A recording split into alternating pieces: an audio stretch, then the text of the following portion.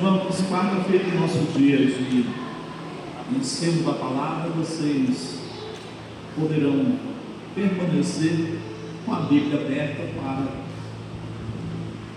consulta, livro de Apocalipse, capítulo de número 3. Nós vamos estar visitando o livro da Revelação. Apocalipse é um dos livros tão interessantes, porque ele fecha o cânon das Escrituras Sagradas, fechando ela, concluindo então o livro da profecia.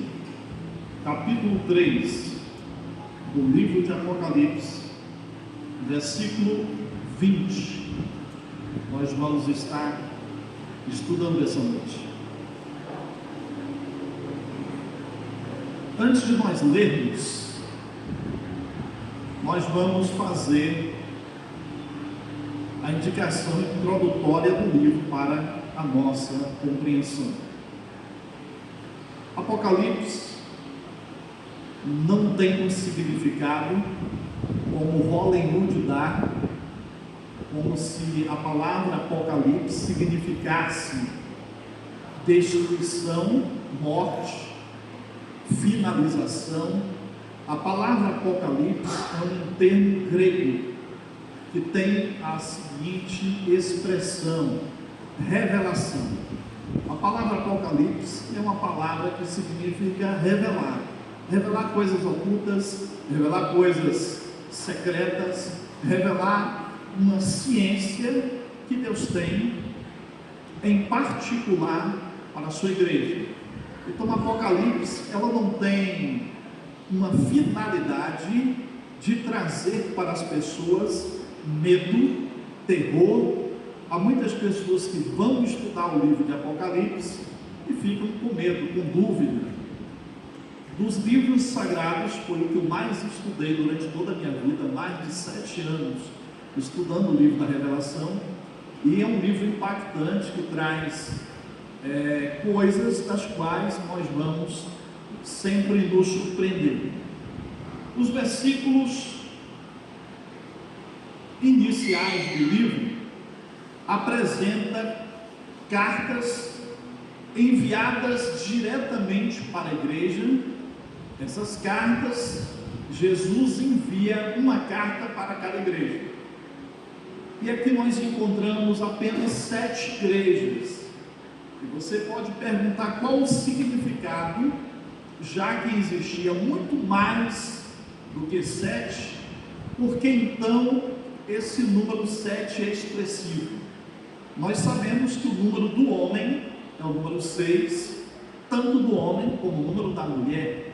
Homem e mulher foram criados, foram feitos no mesmo dia, no dia de sexta-feira. Mas o 7º dia é o dia onde Deus contempla a sua criação. O que nós olhamos lá no início, porque Apocalipse tem ligação com o livro da Gênesis, o que nós olhamos lá no início é que o autor Moisés, ao escrever, ele coloca da seguinte forma: que Deus descansou no 7º dia. Seria então um vocabulário que Moisés não encontrou um termo mais apropriado, porque Deus não cansa. Então, o 7º dia foi o dia que Deus contemplou a sua criação. E o mais belo de toda a criação que Deus aqui na terra designou foi vocês. Tudo que Deus fez foi para uso do homem. E aqui agora, o livro bíblico se conclui através de Apocalipse. Apocalipse agora continua o mesmo projeto de Deus. Lá na Gênesis, o homem perde o paraíso. Aqui em Apocalipse, Deus traz o paraíso de volta. Lá na Gênesis, o homem se depara com a morte. O capítulo 50, que é o último capítulo do livro da Gênesis, que é o primeiro livro da Bíblia, termina assim falando a respeito de caixão. Hoje mudou o nome, chama-se urna funerária. Para mim o sentido é o mesmo. E aqui nós encontramos no livro de Apocalipse, falando e terminando e concluindo a respeito de eternidade. Nós, seres humanos, nós nunca seremos eternos. Entendam isso. Eternidade não é uma coisa que nós vamos ter, mas é uma coisa que nós vamos viver. Então, o que significaria estar na igreja, já que nós não seremos eternos? Eterno, de acordo com o princípio hebraico, é tudo aquilo que nunca teve um começo e tudo aquilo que nunca terá um fim. O dia do nosso nascimento marca, mesmo que não seja, mas marca em um registro o nosso início. Então nós não somos eternos, porque nós temos um início. Agora, quando nós vivemos em Jesus, nós colocamos em nós a eternidade. Então nós temos um começo e nós determinamos que nunca teremos um fim. Isso é uma vida com Deus. Então, quando nós lutamos tanto, suamos tanto para algumas conquistas, o ser humano às vezes batalha-se muito por uma faculdade, faculdades que equivalem-se de 6 a 12 semestres, basicamente isso, para exercer uma profissão, 30 anos. Isso é muito importante para nós. Agora pensa em uma vida com Deus. A Bíblia diz que depois do arrebatamento da igreja, Deus vai consertar o mundo em 1000 anos. Consertar o mundo em 1000 anos. Então olha como nós não teremos fim. 1000 anos para nós será uma coisa longa e ao mesmo tempo uma gota do tempo, já que nós vamos viver para sempre. Então Apocalipse traz a eternidade. Apocalipse fala sobre a eternidade. E aqui no início do livro existem 7 cartas. Não existe carta para a igreja batista, não existe carta para a igreja quadrangular, metodista, presbiteriana, quando se fala das igrejas mais antigas, porque na época não tinha nome de igreja. Nome de igreja foi uma coisa que foi criada muito tempo depois. As cartas eram direcionadas à igreja e a igreja recebeu o nome da cidade. Exatamente no capítulo 3, nós encontramos aqui uma carta direcionada para uma igreja chamada Laodiceia. O que era Laodiceia? Uma cidade. Aonde Laodiceia ficava? Na Ásia Menor. Laodiceia ficava no percurso do caminho que ligava a Ásia até o Ocidente. Não ficava tão distante da Europa. Ali em Laodiceia foi aberta uma igreja pelo apóstolo Paulo. E quando Paulo agora abre uma determinada igreja lá, Paulo ele tinha uma chamada de apóstolo. Mas qual era a função de Paulo na terra? Paulo ele não exerceu a função de pastor. Paulo era um missionário. Paulo era um missionário de alto nível, de alta capacidade. Missionários são aquelas pessoas que vão para outros países, cidades, estados, com o propósito de construir e erguer a igreja. Era a função de Paulo. Paulo agora, na sua viagem missionária, como a Bíblia mesmo chama, ele consegue abrir uma congregação na cidade de Laodiceia. E essa congregação veio a crescer. E cresceu muito. Por que cresceu demais? Porque Laodiceia era uma cidade muito rica. Laodiceia possuía rio. A água em Laodiceia era boa, mas eles resolveram fazer uma encanação da água que ficava na montanha muito alta. E dessa montanha tinha vez que a água chegava morna. Então vocês sabem muito bem que a água quente é um produto, lá no passado era um produto muito bom, a água quente, porque não tinha energia elétrica. Então quando tinha água quente minando da superfície alta, era encanado para a casa dos grandes ricos. Os ricos faziam dentro das suas casas as banheiras. Essa coisa de banheira de pão assado não é coisa de hoje não, filho. Isso é coisa muito antiga. Eles faziam banheiras, e essas banheiras caíam na água e eles tomavam banho ali, quando a água era quente. Quando a água era fria, melhor ainda, a água fria era usada para cozimento, para beber. Além de beber, para quem também? Adultos, uma brincadeira. Então, o que aconteceu? Lá em Laodiceia saía água morna, e a água morna não tinha utilidade nenhuma, não servia para a banheira dos ricos e não servia para ninguém beber. Então acontece que lá em Laodiceia, as pessoas de baixa condição financeira, mesmo que a cidade era rica, toda cidade rica tem muitas pessoas de pouca condição financeira. Chegava a água morna, e a água morna não servia nem para a banheira dos ricos, porque ela não chegava mais morna, nem quente, e também não servia para beber. Mas a cidade de Laodiceia possuía uma fonte enorme de riqueza, e dentro disso começa agora o evangelho em Laodiceia, mas o povo ia para a igreja, mas não tinha compromisso. Estavam ouvindo a palavra, mas não queria saber de Deus. Lembra daquele versículo que a Bíblia diz que é mais fácil entrar o camelo pelo fundo de uma agulha do que um rico entrar no reino dos céus? Laodiceia tinha essa condição, porque de todas as cidades em volta dela era mais poderosa. O rio era muito bom, e na época antiga, aonde se encontrava um rio era uma fonte de riquezas.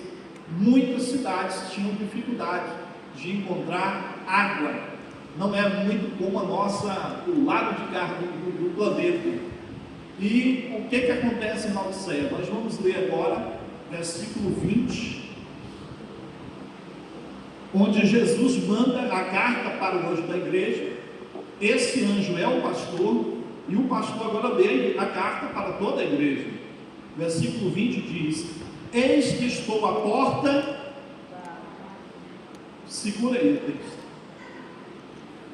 Eis que eu estou à porta, e o Brasil movimenta 10% do PIB, de tudo que produz, de toda a sua riqueza, através da construção civil. A China está preocupada, porque muitas pessoas querem dar um golpe na China. 30% do PIB da China é movimentado através da construção civil. Quando uma pessoa compra ou financia um imóvel, o que o banco diz?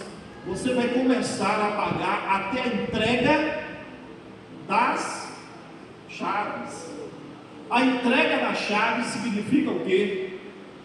O patrimônio é seu, o imóvel é seu.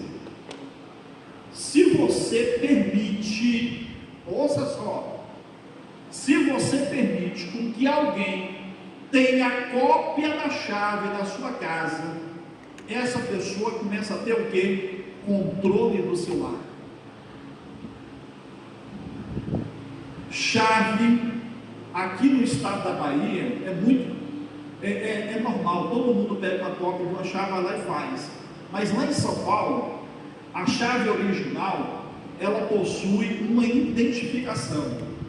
Se você vai até o chaveiro e pede para fazer uma cópia de uma chave, e o chaveiro perceber que não é a original, ele não faz. Ele está entendendo que essa pessoa pode estar querendo roubar a casa de alguém. Quando eu cheguei aqui, eu estranhei muito isso. Você pega uma chave e manda fazer a cópia, pega a cópia, manda fazer outra cópia, e a cópia que já está triplicada, manda fazer outra. Lá em São Paulo você não consegue. Você pode chegar em qualquer chaveiro de ponta de esquina, manda fazer a cópia e ele olha, não é original. Eu quero a cópia original, porque sabe que a cópia original, quem possui? O dono do imóvel. Se você aluga a casa de alguém, você recebe na mão dessa pessoa a cópia da chave original, significa que você tem propriedade de usar a casa, porque ela está no seu poder. O que o versículo diz? Eis que estou à porta e bato. Quem abre a porta é quem está no poder da chave. Existem muitas coisas. Quem está falando eis que estou à porta e bato é Jesus. E o versículo, ao continuar, diz: se alguém ouvir a minha voz, é pouca gente que ouve. Por isso que fala, se alguém ouvir a minha voz. Eu quero te dizer, há muitas pessoas que estão deixando muitas coisas entrar dentro da sua casa, porque você quer, porque a casa é sua, e a chave da casa está nas suas mãos. Não é para ser bruto, é para ser educado, primeiro com Jesus e depois com as pessoas. A palavra do Senhor diz que o que nos importa é servir a Deus e não os homens. A partir do momento que você não quer perder a amizade com alguém, que entra na sua casa para fofocar, para falar palavrão, para trazer maldição, a chave está na sua mão, quem abriu a porta foi você. Se você deixar com que as pessoas entrem na sua casa, mas eu não quero ferir. Se você não ferir pessoas, você vai estar ferindo o Espírito Santo. E quando se fere o Espírito Santo, você fere pessoas. Quantas vezes lá no passado, os nossos pais nos deram não, e nós ficamos aborrecidos, por causa do não que recebemos, que ao crescer entendemos que foi necessário para o nosso crescimento.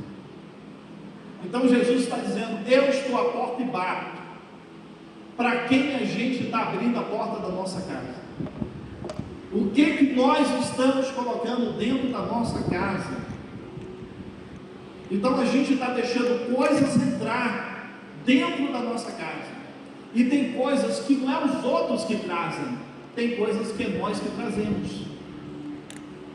A gente chega em casa, acontece muito isso, vocês vão entender. Às vezes as pessoas chegam cansadas do trabalho, e as crianças, para quem tem filho pequeno, as crianças querem brincar. Aí você vai brincar com a criança 15 minutos, o que você fala? Eu não aguento mais que eu estou cansado. A criança tem que culpa nenhuma. Você só tem 15 minutos brincando com ela. Então tem muitas coisas que nós trazemos. Nós não trazemos só o nosso cansaço, nós trazemos a nossa preguiça, nós trazemos coisas imundas às vezes para dentro da nossa casa.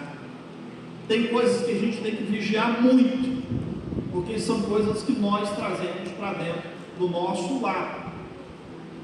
Uma coisa que a gente precisa muito ter, olha, na ressurreição de Jesus,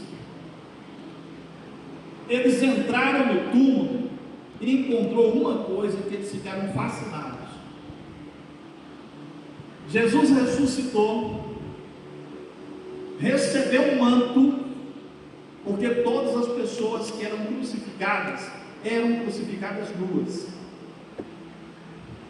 Enrolaram o corpo de Cristo. Ele agora recebe o manto, e quando entram dentro do túmulo, o manto que Jesus foi enrolado estava lá. Vocês sabem como? dobrado. A gente pega, deixa as coisas bagunçadas dentro da nossa casa. E diabo gosta de bagunça. A gente deixa tudo desarrumado. Uma vez eu cheguei em uma casa e alguém falou assim: pastor, não observa a bagunça não. Como é que não observa? Está tudo na minha frente. Ô pastor, se eu não olho, não olha como, irmão? Como é que eu vou andar com o olho fechado na casa dos outros? Tem coisas que a gente precisa nos organizar, porque Deus é organizado.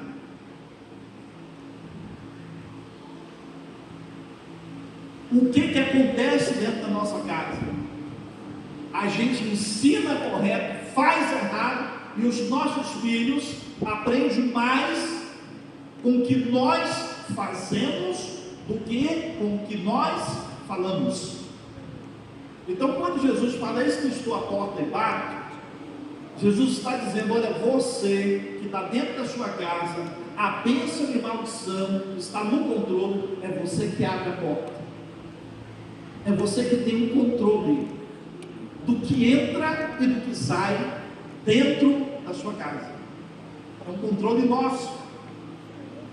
Então Jesus está falando: eu posso entrar. Continuando o versículo: se alguém ouvir a minha voz e abrir a porta, entrarei até ele e com ele cearei. O que é cear? Cear é festejar, cear é comemorar, cear é comer. Olha, a Bíblia é tão precisa nessas coisas que a Bíblia até adverte para quem come demais. Eu acho que aqui ninguém viu isso, né? Acho que ninguém nunca viu, são coisas antigas. Eu vou voltar ao meu passado. Eu me lembro de pessoas que pegavam meio quilo de carne, colocavam no prato, jogavam arroz por cima, para depois colocar carne de boi para dizer que tinha só aquilo. Não está rindo desse plano. Suzana já participou por isso. Uma vez um rapaz aqui no Ribeirão das Flores passa mal. Gente, o rapaz tomou 5 litros de caldo de cana. Pelo amor de Deus, eu não sei como ele passou mal. Para mim era para ter morrido. 5 litros de caldo de cana. Eu já vi pessoas dizendo: pastor, eu não passei bem de noite. Eu comi um pedacinho de requeijão. O pedacinho custou R$50. O requeijão era 35.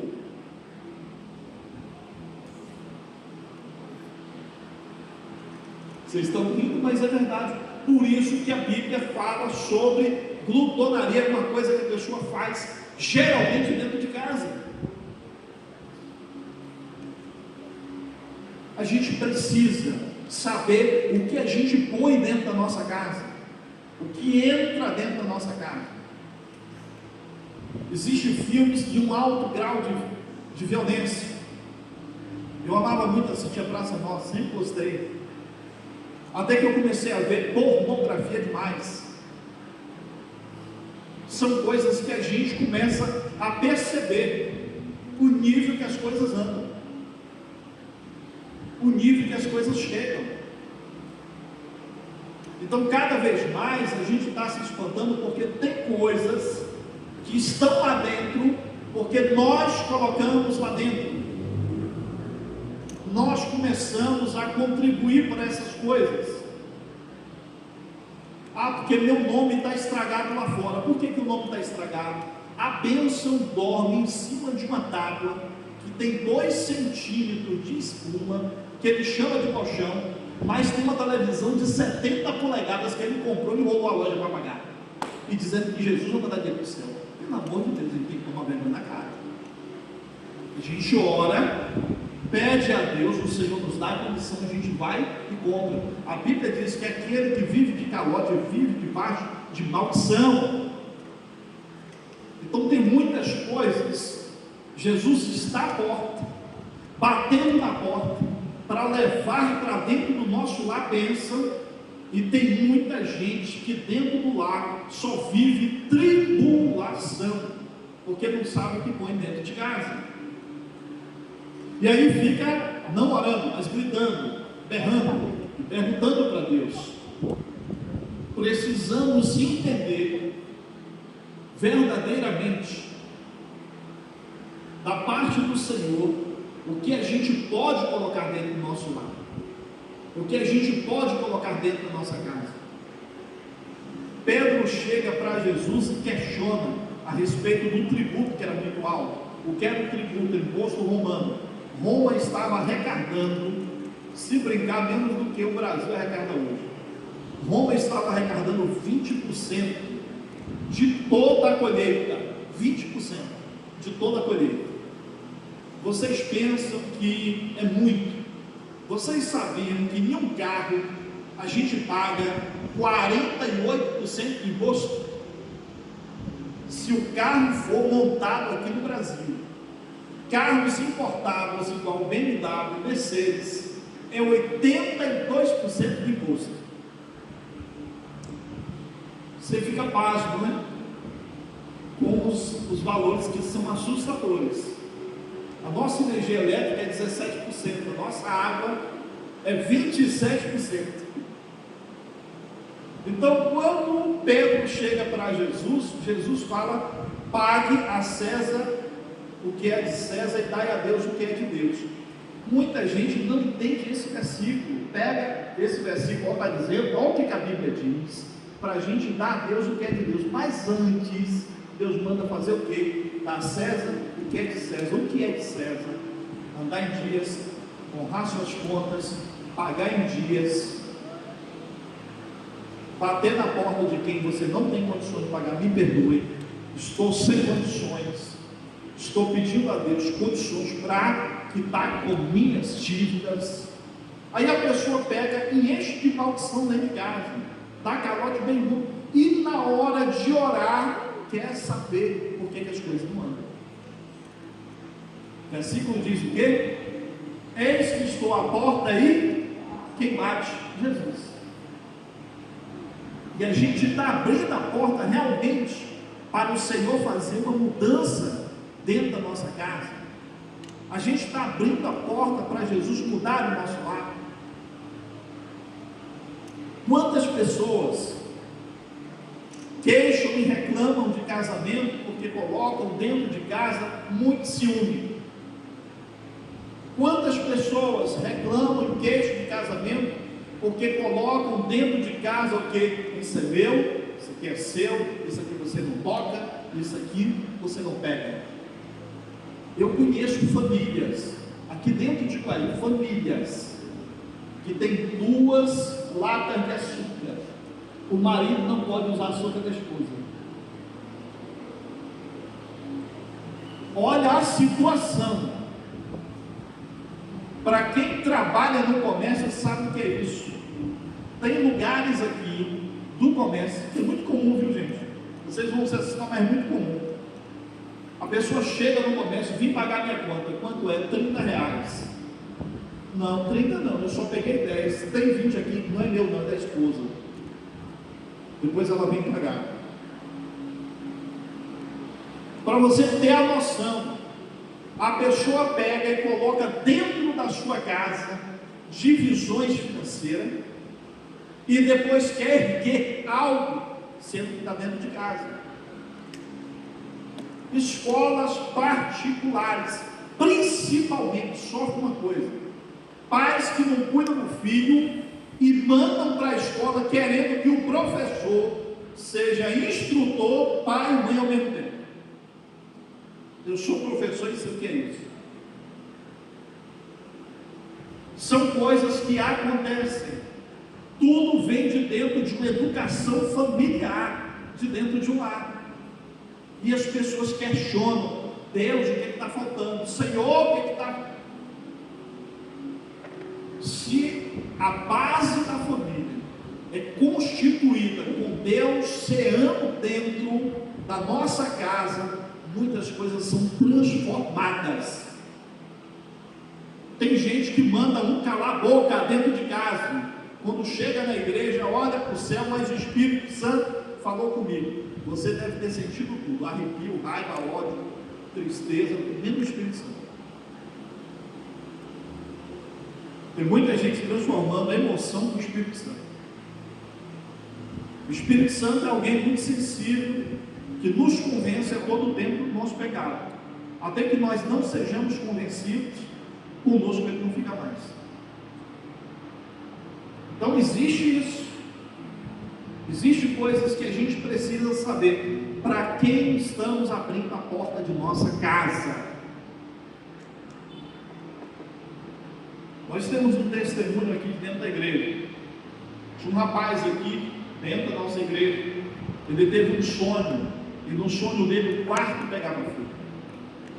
E ele me procurou: pastor, eu tive um sonho que o quarto da minha casa pegava fogo.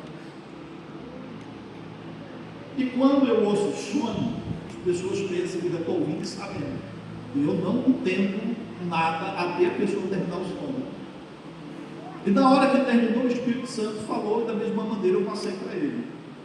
Quarto significa intimidade. Você está pegando alguém de profunda intimidade, levando para dentro da sua casa, e essa pessoa está falando mal de coisas que são santas e que são sagradas para o Senhor. E nessa intimidade está ferindo o seu lar, tanto que o seu lar está infértil. Você não tem filhos por isso. Na mesma semana chega um dos amigos mais íntimos na sua casa. Quando chegou na sua casa, esse amigo parou, foi tomar café. Tem uma coisa que eu não concordo lá. Ele falou bem assim: é o seguinte, ele não disse o pastor falou, porque eu não falei. Ele não disse a igreja falou, porque a igreja não fala. Ele disse: Deus me falou algo essa semana. Da porta até a calçada, do lado de fora, você pode falar o que você quiser, mas da porta para dentro, que é o meu lar, eu não quero maldição dentro da minha casa. Essa pessoa hoje é pai, gerou frutos, porque deixou a maldição do lado de fora. Existem mães que oram pelos seus filhos, mas na sua boca nunca largou palavrão. Tudo plantado dentro da sua casa. Existem pessoas que simplesmente negam, esconde dinheiro dentro de uma poupança e deixa a família passar necessidade, espírito de miséria, tudo dentro de casa. Existem coisas que nós permitimos que entra dentro da nossa casa, enquanto Jesus está do lado de fora, batendo na porta, querendo fazer morada conosco, querendo fazer, como diz a palavra, com ele cearei e ele comigo. Quantos estão entendendo a palavra? Essa palavra está sendo ministrada para uma igreja chamada Laodiceia, já que no templo, as cidades, o nome delas ia para o templo, e estava sendo ministrada para pessoas ricas, porque simplesmente a sociedade tem isso. Quanto mais dinheiro começa a ter, infelizmente a tendência de muitos é ter menos dependência de Deus. E aí o Senhor manda essa ministração: abra uma porta das vossas casas, muda o vosso lar, transforma o vosso lugar em bênção. Outra coisa muito importante, irmãos: se algum dia alguém chega para você e diz, olhando para você, mesmo que não cozinha bem, viu, Márcio? E fala bem assim: a tua comida é boa, né? Na humildade a pessoa diz o quê? Gente, minha comida é tão ruim, não é isso? Nunca diga isso. Sempre palavra que vem para abençoar o seu lar e a sua casa, receba. Eu moro em um barraco, você nunca vai sair do barraco. Humildade faz parte da pessoa de Jesus. Eis que eu sou manso e não ouvir, manso e humilde de coração. Uma coisa que Jesus fala assim. Mas humildade não significa usar roupas velhas até que elas peçam lixo e você ainda guarda no guarda-roupa. Tem panela que está faltando pular a janela por causa do Durabox que está mais do que o alumínio. Pelo amor de Deus. Tem sapatos que a quilômetro de distância você já vê a meia. Pelo amor do Senhor. Uma coisa, o Rio não dele, também.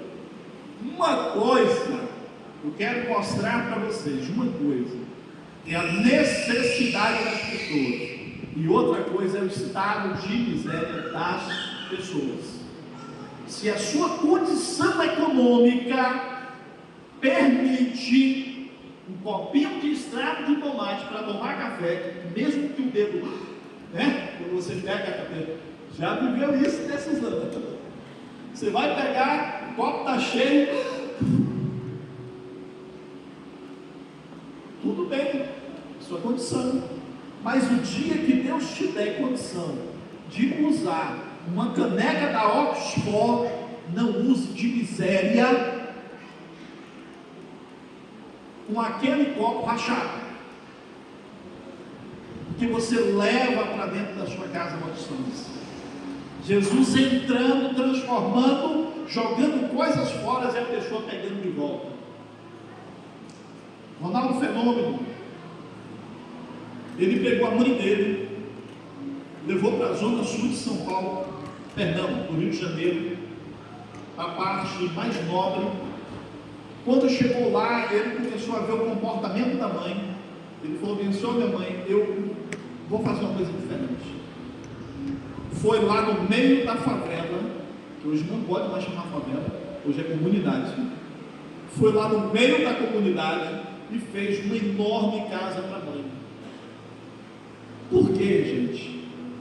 Porque tem pessoas que você tira do meio da favela, mas a favela não sai do meio delas. E quando Jesus entra na nossa casa, é para nos tirar, é para nos transformar no corpo, na alma e no espírito.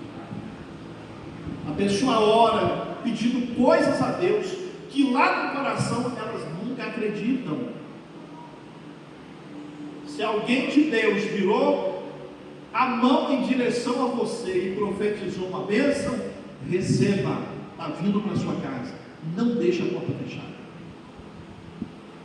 Se você está vendo maldição chegar, deixe a porta fechada. O controle da chave está na sua mão. Eu te convido a ficar de pé.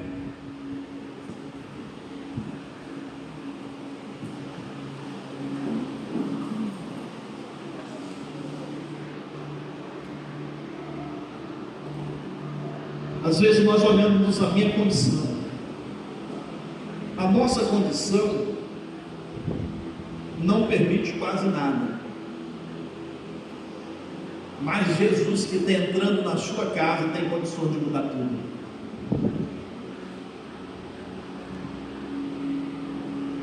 Enquanto você ficar de braços cruzados, Deus também continua de braços cruzados. Enquanto você não fala, Deus também não ouve. Mas no momento que você tomou uma iniciativa, dizendo: a minha casa é bênção do Senhor. Dias atrás alguém falou comigo: pastor, eu quero construir uma casa em Oriente. Eu falei: faça uma casa sem laje, faça uma casa mais simples. Aí ele falou assim: pastor, o meu sonho é de fazer uma casa maior e tal, desse jeito. Eu falei: não, aqui só vai ser o começo de muitas que Deus vai te dar. Às vezes a gente precisa de uma coisa para hoje, né, José? A gente faz o que Deus nos dá para hoje.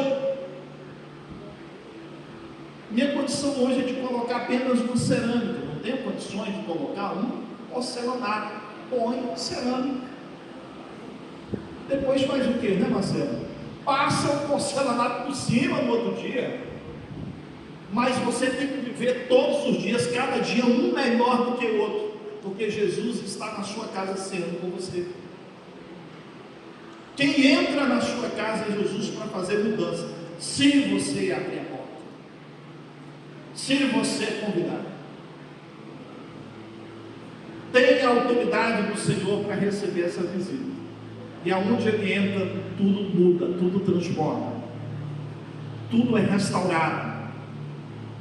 A presença de Jesus significa mais do que ouro, do que a prata, porque para câncer, dinheiro não tem valor. Quem é que não já viu falar do dono da Apple, um dos homens mais ricos da Califórnia? Todo o dinheiro dele não foi capaz de fazer com que ele vivesse 6 meses a mais, em óbito aos 62 anos. Agora, com Jesus, até se estiver morto, diz a palavra que pode ter vida de novo. Jesus muda, Jesus transforma. Existem pessoas da família que você olha e fala: meu Deus, para esse não tem jeito. Se ele apenas abrir a porta e Jesus entrar, tudo muda. O controle da sua casa, de abençoar o seu lar, está nas suas mãos. Estenda a sua mão para o céu. Apenas uma delas já é necessária. Estenda a sua mão direita ao céu. Eu abençoo as mãos que estão levantadas nessa noite. Mãos que tocam na chave para abrir. Pessoas que usam a mão direita. Se você for destra, pode levantar a mão esquerda. Mas eu estou abençoando a sua mão agora nesta hora, para que a porta da sua casa seja aberta, para atrair a presença de Jesus, para atrair bênção para dentro do céu. E se tiver alguma coisa dentro da sua casa, coisas que contaminam, que não agradam ao Senhor, você vai dizer: Senhor, eu não aceito dentro do meu lar. Porque a gente pensa, por muitas vezes, que o inimigo vai lá dentro colocar. O inimigo usa alguém. O inimigo sempre usa alguém. Receba essa bênção do Senhor, em nome de Jesus. Eu quero agora que você olhe para mim, porque eu já estou concluindo, nós estamos caminhando embora. Meu tempo todo na fé, eu nunca vi. Eu já vi roubos, assaltos, eu já vi sequestro, mas eu nunca vi Satanás em nenhuma esquina roubando ninguém. Nunca vi. Eu nunca vi o diabo fazendo sequestro a ninguém. O diabo usa pessoas. E essas pessoas que o diabo usa, elas não têm um semblante assustador. Não. São pessoas que usam perfume, que escovam os dentes, que se vestem bem. Por isso é necessário, às vezes a gente gosta de algumas pessoas que na vida delas só tem maldição. Uma vez eu fui na casa de um homem orar, gente, eu me assustei. Eu fui na casa de um homem orar, que entrou um rapaz na casa dele e ficou com inveja da casa de uma tamanha maneira que esse rapaz tocou em um pé de pimenta, o pé de pimenta morreu. Alguém já ouviu falar isso aqui? Pode levantar a mão. Vocês estão entendendo agora como é que é a situação? Quando eu fui na casa desse homem orar, Deus moveu. Ele estava com a casa parou de construir 4 anos sem conseguir construir. No mesmo mês, ele recebeu 3 ligações, e uma das ligações, uma pessoa deu para ele de graça 3 pedreiras e 3 ajudantes. Eu fui lá? Não. Eu levei Jesus lá, porque quem faz é Jesus, não somos nós. Você vê muitos ministérios aí na igreja, de igrejas na televisão, divulgando como se fosse a igreja que fizesse alguma coisa. Quem faz é Deus. Ai do homem se não fosse Deus. Se você vir para aqui, Deus não. Se você vir para Jesus, Então quero dizer para vocês que esse homem entrou na casa desse rapaz, a casa dele ficou desestruturada por 4 anos. 4 anos. Peça ao Senhor, Senhor, pessoas que não se comportam a agradar a Ti, não se comportam a agradar a Tua presença, eu não quero dentro do meu lar. Uma vez eu fiz uma oração, eu era adolescente, para que Deus colocasse pessoas segundo a vontade dele na minha vida. Eu perdi quase todos os meus amigos. Hoje eu não tenho muitos, tenho mais de 70. Mas eu tinha amigos próximos, eu tinha mais de 200 próximos. Então chega horas que você tem que entender que a presença de Jesus é o suficiente para abençoar a nossa casa. Que o Senhor vos abençoe e vos guarde. Que o Senhor faça resplandecer a luz sobre vós. Que o Senhor abençoe os vossos filhos. Que o Senhor abençoe os vossos pais. Que o Senhor abençoe as vossas casas. Que o Senhor vos dê autoridade e visão para enxergar aquilo que vem de Deus e aquilo que não vem. Que o Senhor vos abençoe sempre, pelo nome do seu Filho Jesus.